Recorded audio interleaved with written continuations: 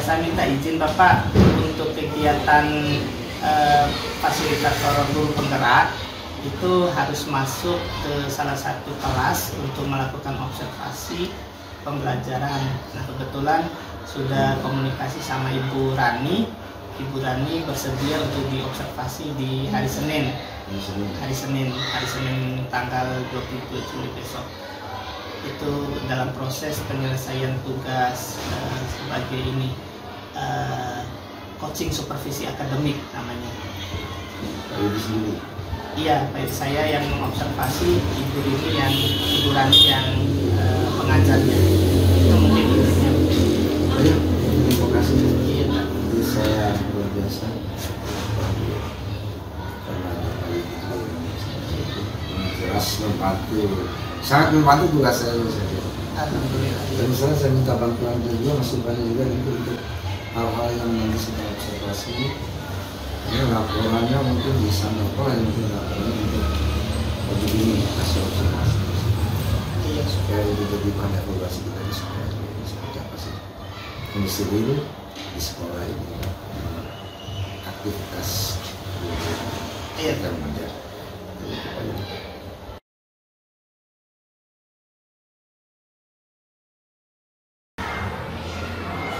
Assalamualaikum Pak Yudi. Waalaikumsalam Bu Rani. Maaf Pak Yudi, bisa ganggu waktunya sebentar? Oh, bisa Bu Rani, silakan duduk. Ada apa ya? Ini Pak Yudi, tujuan saya ke Pak Yudi ingin menyampaikan pendapat Pak Yudi tentang peningkatan kompetensi saya sendiri dulu. Oh, jadi Ibu Rani ingin meningkatkan kompetensi sebagai guru. Iya. Oh, begitu. Kalau boleh saya tahu, kompetensi seperti apa yang ingin ditingkatkan ya Bu Rani? Seperti pengisian kelas, kemudian pembelajaran yang menyenangkan, kemudian disiplin positif. Oh, jadi Ibu ingin meningkatkan kompetensi yang pertama pengkondisian kelas, kemudian pembelajaran yang menyenangkan, dan yang ketiga adalah disiplin positif. Nah, dari tiga hal tersebut, Ibu kemudian apa yang bisa saya bantu? Saya mau Pak Yudi masuk ke kelas saya untuk melakukan observasi. Oh, begitu. Saya akan mengobservasi kelasnya Ibu Rani. Iya. Dari tiga hal tersebut, mana yang ingin diobservasi yang lebih spesifik? Yang pembelajaran yang menyenangkan. Pembelajaran yang menyenangkan, baik. Lalu apa indikator dari hasil observasi tersebut yang Ibu harapkan? Saya ingin pada saat pembelajaran menyenangkan itu siswa tidak ada tekanan, kemudian siswa merasa senang dengan pembelajarannya, dan yang ketiga itu siswa semua ikut terlibat dalam pembelajaran. Oh, begitu. Jadi ada tiga indikator ya. Jadi siswa itu senang, kemudian terlibat semuanya dan tidak ada tekanan. Baik. Rencananya kapan ini untuk diobservasi Bu Rani? Saya berjanjian hari Senin Pak Yudi. Hari Senin. Tanggal 22 Juli. Hari Senin tanggal 22 Juli 2024. Oke, baik. Insya Allah saya bisa memenuhi keinginan Ibu Rani. Saya akan melakukan observasi di kelasnya Ibu Rani. Selain itu, apa ada hal lain yang ingin dibicarakan Bu Rani? Tidak ada. Itu aja dulu Pak Yudi. Oke, baiklah. Saya pikir ini hal yang bagus sekali. Kita akan ketemu nanti di hari Senin untuk kegiatan observasi ini. Terima kasih Pak Yudi. Sama-sama, Bu Rani. Silakan. Waalaikumsalam. Waalaikumsalam.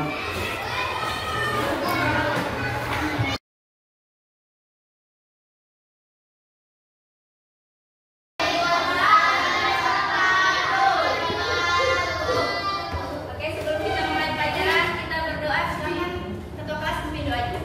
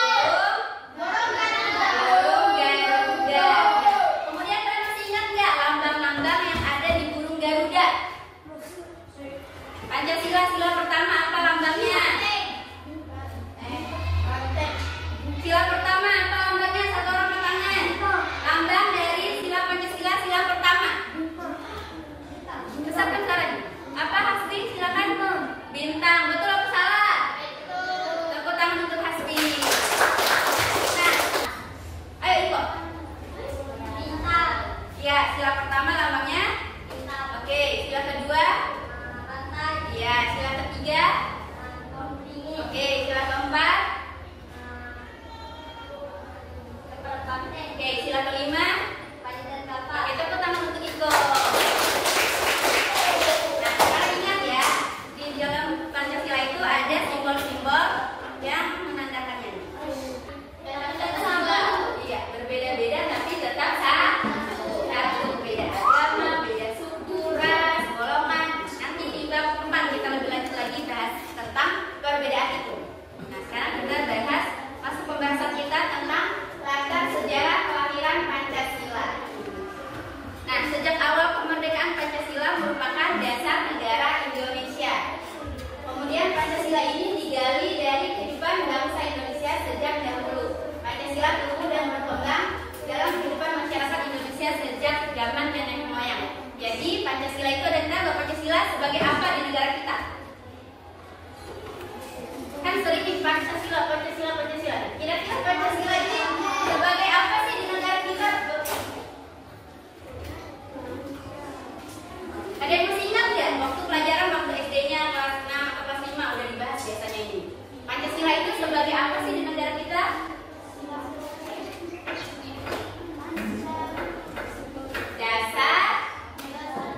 Dasar negara.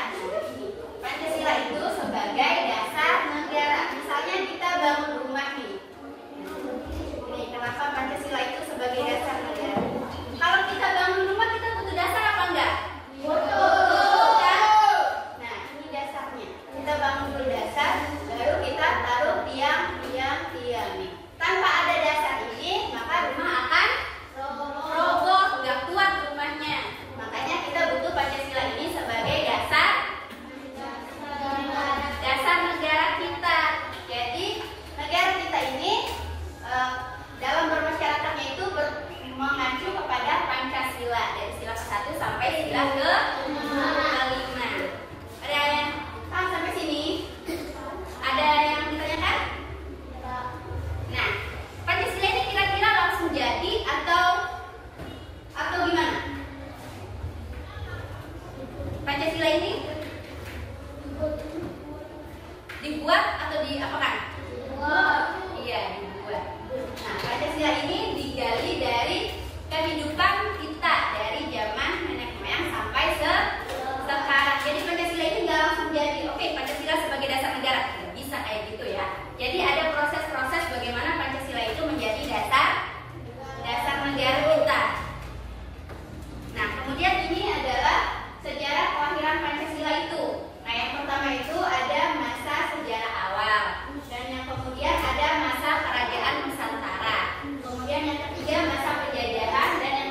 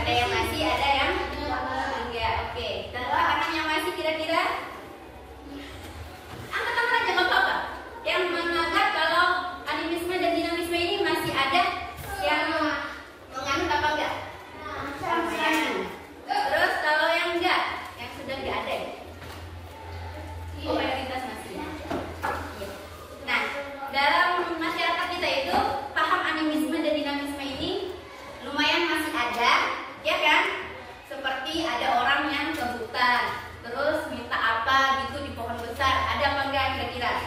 Masih ada ya? Ya. Kemudian mereka meminta ke roh-roh halus seperti tuyul atau apa gitu. Ya kan? Ada apa enggak? Nah, masih ada di zaman sekarang ini. Iya. Tapi kita jangan ikuti ya. Kita harus percaya terhadap. Oke, sekarang ayo kita bermain. Sebelum kita main cek semuanya dulu.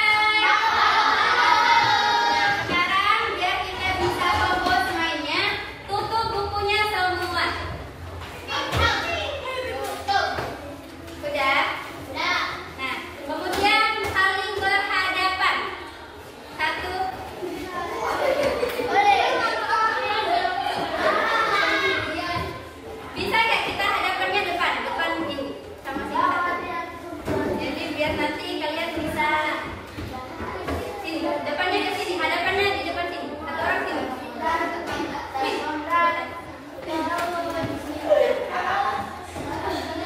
Nah, sini kamu, sini. Nah, hadapnya begini ya. Nah, ini sama ini. Berarti ini ke sini kamu. Geserkan itu sedikit.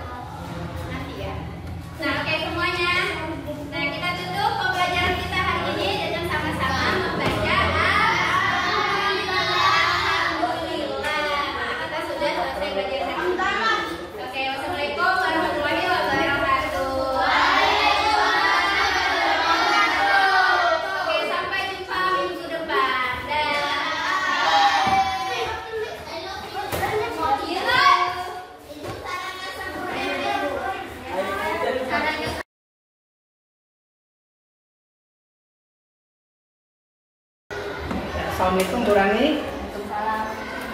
Ya, tadi alhamdulillah kita sudah sama-sama melakukan kegiatan pembelajaran dan sudah saya observasi sesuai dengan keinginan kita kemarin ya. Nah, Ibu Rani setelah melakukan kegiatan pembelajaran tadi, mungkin Ibu bisa menceritakan kembali bagaimana yang sudah Ibu lakukan tadi, apakah sudah pernah dengan tujuan pembelajaran kita atau bagaimana? Jadi saya pas pembelajaran tadi menurut saya sudah masuk, tapi mungkin ada yang masih kurang, tidak semuanya, tidak sempurna. Oh begitu. Ya. Lalu terkait dengan area pengembangan yang ingin dicapai kemarin itu apa ya? Kemarin itu saya ingin mengembangkan tentang siswa belajar tanpa tekanan, kemudian mereka merasa senang dalam belajar, kemudian semua siswa ikut berpartisipasi dalam pembelajaran itu. Oh betul. Ya. Nah, dari proses pembelajaran tadi menurut Ibu Rani sudah muncul tidak? Sudah. Iya, tapi yang pas tadi itu yang seluruh siswa ikut itu masih ada yang malu-malu gitu, jadi nggak semua langsung mau. Jadi kita ajak dulu, lumayan agak dipaksakan sedikit, baru mereka mau ikut untuk yang maju ke depan tadi. Oh gitu ya, jadi masih malu-malu beberapa siswanya. Ya. Baik, boleh saya sampaikan apa yang sudah saya pantau tadi, observasi tadi di kelas? Boleh.